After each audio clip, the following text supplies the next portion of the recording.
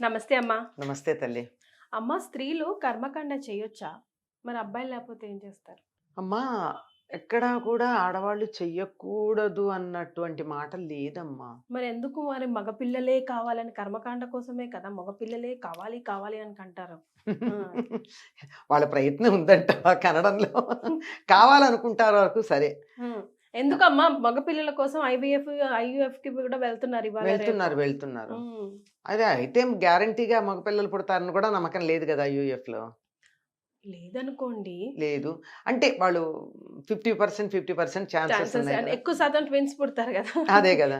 ఒక దెబ్బకి 2 పిట్టలంటే అయిపోతదని. అయిపోతుంది. అంటే ఎన్ని సార్లు కష్టపడుకుని ఫెయిల్ అయినవి ఎన్ని కేసులున్నాయి అది మాట్లాడరే? ఉన్నాయి. యెస్. ఫెయిల్ అయిన కేసులు కూడా మాట్లాడాలి కదా! ఉన్నాయి. ఉన్నాయి. 50% 50 కానీ పర్సెంటేజ్ నేను కరెక్ట్ చెప్పలేను గానీ, కొన్ని ఫెయిల్ అవుతాయి. కొన్ని సక్సెస్ కానీ అవుతాయి. ఈ ట్రీట్మెంట్స్ కూడా చాలా మంది పేరెంట్స్‌కి ఒక అమృత బిందువు అనే చెప్పాలి. ఇంక ఏ గతి లేక ఆ పిల్లల కోసం డిప్రెస్ అయిపోయి అసలు లాంటి వాళ్ళకి ఈ ట్రీట్మెంట్స్ నిజమేనమ్మా. చాలా నేను హెల్ప్ కాదనడానికి అవుతాయి. లేదు. హ్మ్. కాదనడానికి లేదు.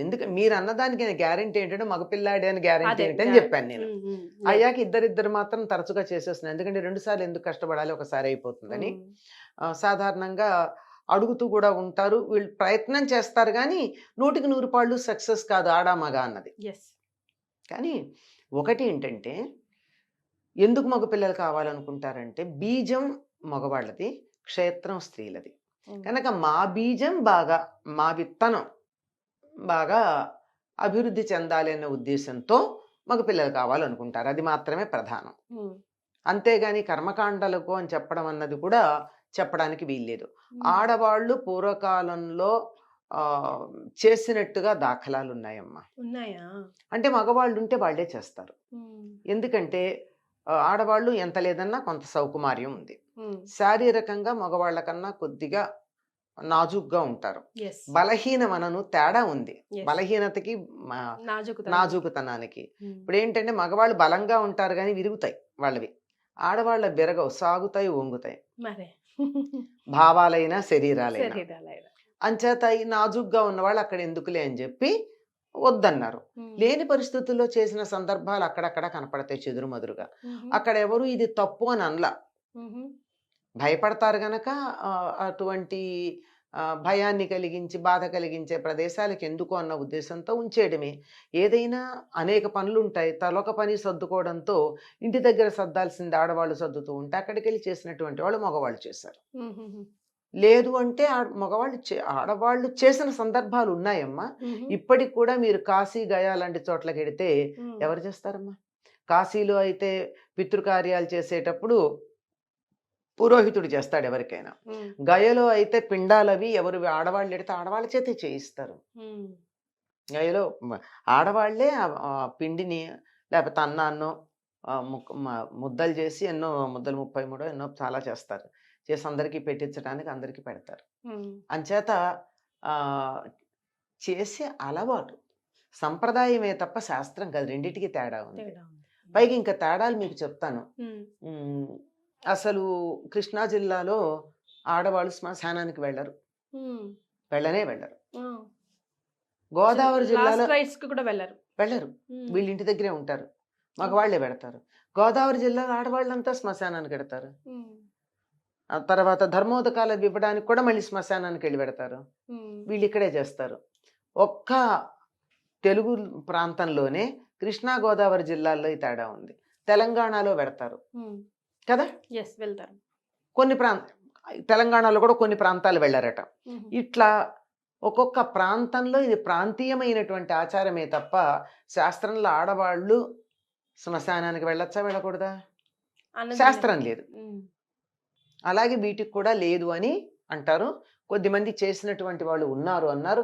ఈ కాలంలో కూడా చాలామంది ఆడపిల్లలు చేస్తున్నారు. యెస్. మేము మా తండ్రి గారికి ఎందుకు చేయకూడదు అని. హ్మ్. ఆల్టర్‌నేట్ లేనప్పుడు అట్‌లీస్ట్ ఏం చేయలేం కదమ్మా! అంటే ఆల్టర్‌నేట్ లేకపోలేదు. దానికి ఆల్టర్‌నేట్ అమ్మా! ఈ సంప్రదాయాలు పెట్టేవాళ్ళు చాలా తెలివిగా ఆల్టర్‌నేట్ పెడతారు. ఓహ్! ఆ! హ్మ్. ఆల్టర్‌నేట్ ఏంటి? కూలికి ఎవరితో అన్నా చేయించొచ్చుట. కూలికి ముక్కు, మొహం తెలియని వాడితో చేయించే బదులు అమ్మాయితో చేయించొచ్చుగా? మరే. ఆ! మరి ఇంటి పేరు మారిపోయిందంటారు. హ్మ్. అదేమంటే. ఆ! హ్మ్. అదే కదా! హ్మ్. అదే వచ్చిన సమస్య. ఎక్సెప్షన్స్. అంటే హ్మ్. దీనికి కూలికి పెట్టి చేయించేటప్పుడు వీళ్ళే ఎందుకు చేయకూడదు? అన్నది ఒక చిన్న సందేహం. యెస్. అయితే ఒకసారి మొదలుపెట్టాక ఇవన్నీ కంటిన్యూస్‌గా ఇన్ని నెలలో, ఇన్ని సంవత్సరాలు చేయాలి. సంవత్సరంలో నెల నెలా చేస్తారు కదా! హ్మ్. ఇవన్నీ చేయడానికి ఆడపిల్లలకైనట్టయితే నెలసరి అడ్డొస్తుంది. ఆ టైంలో చేయకూడదు. హ్మ్. అంచేత చేయించటం ఉంటుంది. ఎవరి పేరున పెట్టి చేయించినా దౌహిత్రుడు కంటిన్యూ చేస్తాడు. హ్మ్. కూతురు, కొడుకు. ఓకే. కూతురు, కొడుకు చేసే అధికారం ఉంది. ఓకే. తప్పనిసరిగా చెయ్యాలి. హ్మ్. ఇప్పుడు తద్దినాలవి పెడతారమ్మా. హ్మ్. కొడుకులు పెడతారు. కొడుకుల పిల్లలందరూ వస్తారు. వీళ్ళందరూ కాదట ముందెవరిని కూర్చోబెట్టాలట? హ్మ్. కూతురు, కొడుకుని కూర్చోబెట్టాలి ముందు భోజనానికి. ఓహ్! కూతురు, కొడుకు తింటేనే అక్కడ తృప్తి. ఓహ్! కొడుకులు ఎలాగో తింటారు. హ్మ్. చెప్తున్నాను. అవును. అలా అవును. మన వాళ్ళు అలాంటి సంప్రదాయాలు ఇలా ప్రతి దానికి కూడా ఇలా కుదరకపోతే ఎట్లా చేయాలి? అట్లా కుదరకపోతే ఎట్లా చేయాలి? దీనికి ఆల్టర్‌నేటివ్ ఏమిటి? ఇలాంటివన్నీ చెప్పారమ్మా. హ్మ్. అయితే ఎటొచ్చి మధ్య కాలంలో ఆడవాళ్ళని అనేక రకాలుగా అణగదొక్కటం వల్ల హ్మ్. ఇవన్నిటి మీద కూడా కోపం వచ్చేస్తుంది. హ్మ్. ఇప్పుడు ఒకదాని మీద కోపం వస్తే ఆ కోపం ఎక్స్‌టెండ్ అవుతుంది గదా! హ్మ్.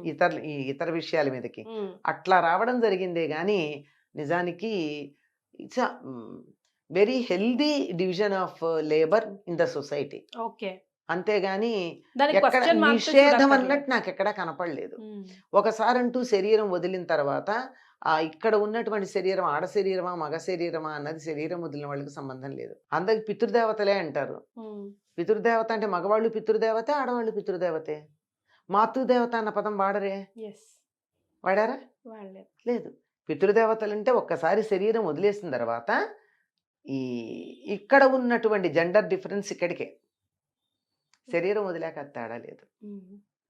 కానీ చాలా మటుకు దోషాలవన్నీ పితృదోషాల కిందనే ఆపాదిస్తారు గదమ్మా! చాలా చాలా ఉన్నాయి. మనం చాలా క్యాజువల్‌గా మాట్లాడుకుంటున్నప్పటికి కూడా చాలా ఇంపార్టెన్స్ ఇయ్యాలి అని చాలా, అంటారు చాలా కర్మకాండకి ఇంపార్టెంట్. సంబంధించి. చాలా ఇంపార్టెంట్. ఎన్నో రకాల సమస్యలకి పితృదోషాలే కారణం. హ్మ్. For example? సంతానం కలగదు. హ్మ్. మెయిన్ అదే గదా! హ్మ్. అభివృద్ధికెళ్ళాలంటే ఆ అసలు కుటుంబం. కొంతమంది ఇళ్లలో మగ పిల్లలకి పెళ్ళిళ్ళు కావు. హ్మ్. అంటే వంశం వీళ్ళది గదా! హ్మ్. ఆడపిల్లలకి ఆ సమస్య లేదు. అది చూడండి మళ్ళీ. హ్మ్. వాళ్ళకి కూడా క్లారిటీ ఉందమ్మా. ఆ! పితృదేవతలకు కూడా క్లారిటీ ఎవ్వరికైనా ఉంది. హ్మ్. Justice is justice. హ్మ్. మగ పిల్లలకి పెళ్ళిళ్ళు కావటం లేదు. పితృదోషాలు. తప్పనిసరిగా మీ కులదేవతారాధన చెయ్యండి. తర్వాత పితృదేవతలకి మీ పద్ధతి ఏదైతే ఉందో ఆ పద్ధతి ప్రకారం వాళ్ళకి చెయ్యండి. యెస్. అంటే ఎందుకంటే సామాజిక వర్గాల తేడాని బట్టి చేసే పద్ధతుల్లో తేడా ఉంటాయి కదా! హ్మ్. ఏం అలవాటు ఉందో ఆ ప్రకారం చేయాలి.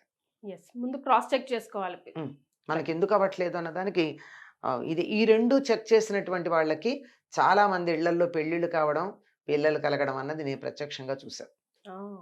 Right. Thank you so much అమ్మా. నమస్తే.